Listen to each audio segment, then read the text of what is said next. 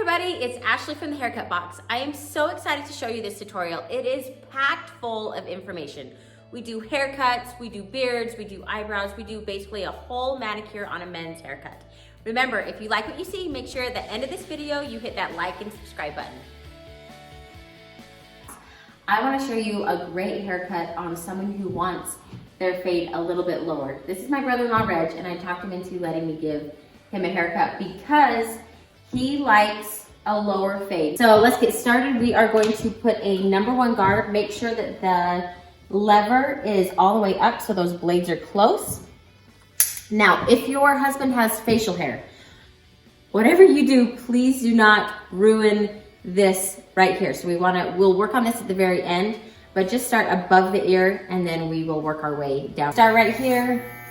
Like I said, go up just barely above the ear. We want to start that fade down lower. If you need to get that ear out of the way, go ahead and just bend that forward and then work your way around the head.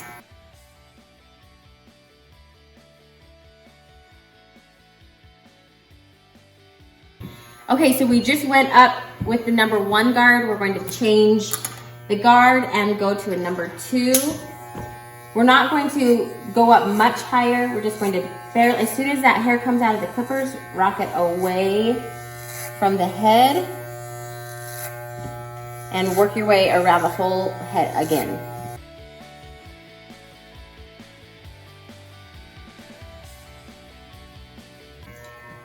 So at this point, our goal is to not shave higher. Our goal is to just soften this line right here. Bring your guards up as soon as that hair comes out. You rock it away from the head. And remember my left hand trick. Even though when we give a haircut on our husbands, it's not like they're wiggly little boys, but when you put your left hand on the top of their head, for some reason it just kind of gives you more confidence to be able to control the head. Make sure you're coming clear out so there's no long hairs right here on the temples. This is when I wish I was a little bit taller than 5'2" so I could actually see the top of his head. Okay, so make a middle part down his head and pull that up. Hold the hair with tension, so you want to comb it and then put your fingers right underneath the comb and put it all the way up.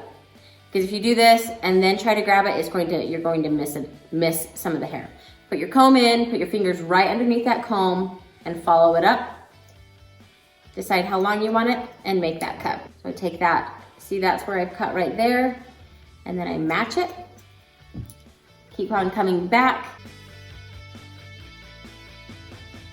So now that the middle mohawk guide is done, I comb it to one side and I take little parts and cut it. Now, we've got a little bit of a widow's peak right here, so we want to keep these sides just a little bit longer to help with the styling. How you do that, comb it to one side and just diagonal your fingers a little bit. Instead of like that, you're going to diagonal them back.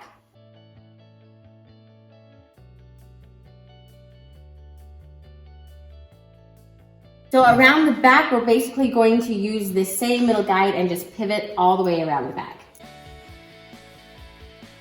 I mean, he's not balding. You would never tell him that he's balding.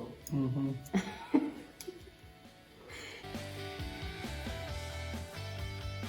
So you can cross-check all of your work to make sure.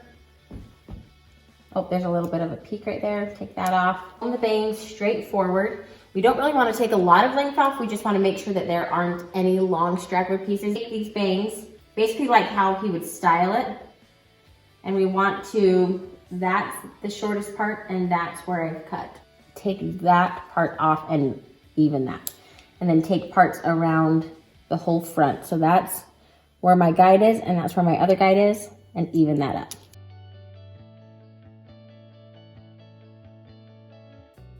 Now we just want to make sure that the transition between the clipper part and the top part is super seamless. We're going to use our clippers. Make sure that your guard is off and so the blades are just close together. Or the guard is off and that lever is up, so those blades are close.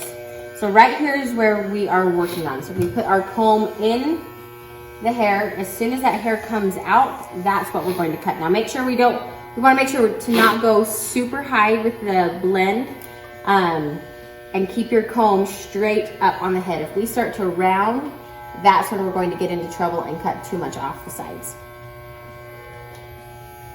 So put that in. See how my comb is just super straight up? As soon as you run out of hair, then that's when you just stop. Put your comb all the way up.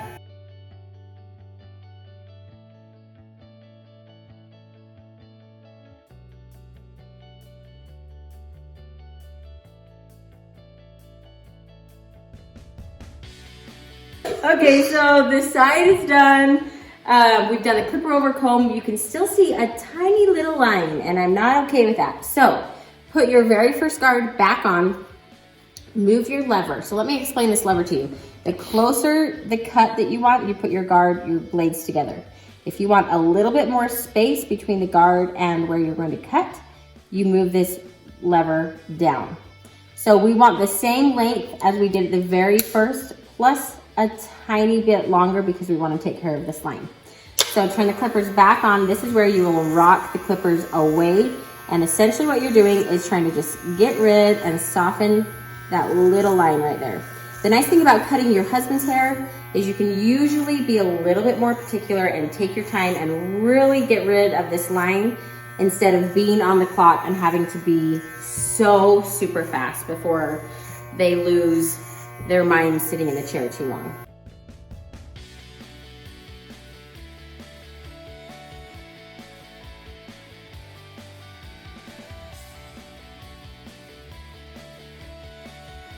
Okay, so remember how I talked about the facial hair?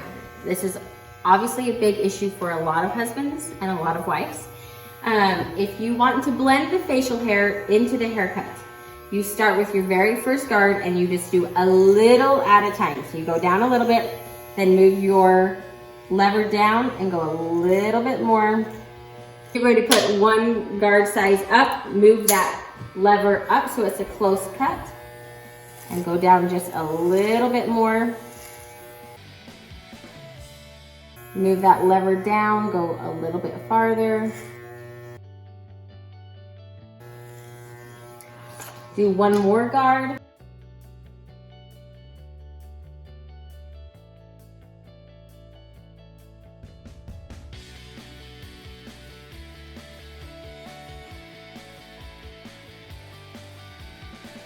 Now, if there's any part of the haircut that you've tried your best, you have no idea what to do, but you can see a tiny bit of a line, like you can see right there, I can see a tiny bit of a line. Use your texturing shears. If the hair's too short for you to grab, put your comb in and make a few snips with these texturing shears, and they are magic. They will take away all of those little lines that we don't really know how else to get rid of. And these really will make you feel so legit. These will change every haircut. Slide that comb up, and your texturing shears, you want the teeth down, but you want to slide that right along the comb. All we have left is the outline. Take your little trimmers. Obviously with the facial hair, we're not going to do a sideburn, so turn them sideways right in front of the ear. And then you can bend the ear down and follow that hairline as closely as possible. Make sure you're getting that hair that sometimes hides right in front of the ear. If there's any little hair on the ear, in the ear, it's kind of our responsibility to keep our husbands looking good.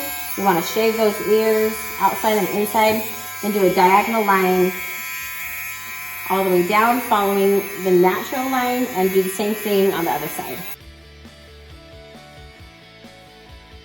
The haircut is finished and it seriously looks so awesome.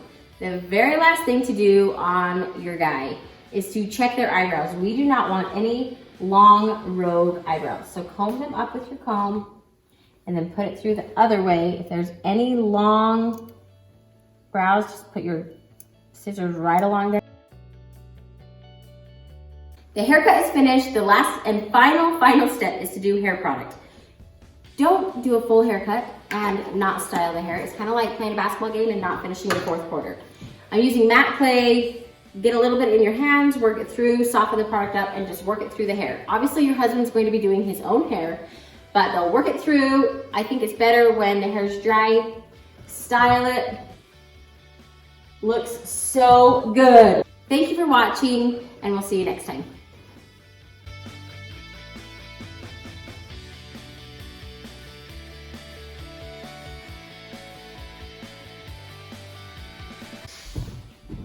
Best haircut I've had in a long time. Serious? Yep. Length on top's perfect. Sides are muddy. The beard's unstoppable.